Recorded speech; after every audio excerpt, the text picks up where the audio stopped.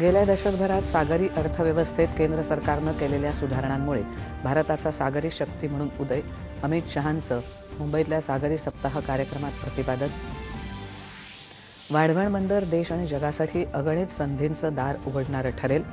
या सागर मंथनात gateway of इंडियाला gateway of world बनवण्यावर विचारमंथन व्हावं. अमित शहा. नील अर्थव्यवस्थेला बळकटी देण्यासाठी आज मुंबईत माझगाव डॉकमध्ये खोल समुद्रात मासेमारी करणाऱ्या अत्याधुनिक नौकांचं अमित शहा यांच्या हस्ते लाभार्थ्यांना वितरण. सागरी विकास परिषदेत विविध कंपन्यांसोबत महाराष्ट्राचे 56,000 कोटी रुपयांचे 15 करार. नील अर्थव्यवस्थेत महाराष्ट्राचं मोठं योगदान असेल, मुख्यमंत्र्यांची ग्वाही.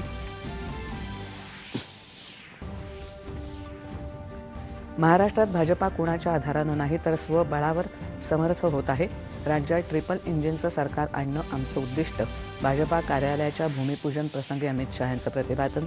देशभरातली 12 राज्य आणि केंद्रशासित प्रदेशात दुसऱ्या टप्प्यात मतदार यादी विशेष सखोल फेरतपासणी मोहीम उद्यापासून होणार सुरू. मुख्य निवडणूक आयुक्तांची पत्रकार परिषदेत घोषणा. 4 नोव्हेंबर ते 4 डिसेंबर दरम्यान घरोघरी होणार मतदार नोंदणी. 9 डिसेंबरपासून आक्षेप नोंदवण्यासाठी महिन्याभराचा कालावधी. आयुक्तांची माहिती.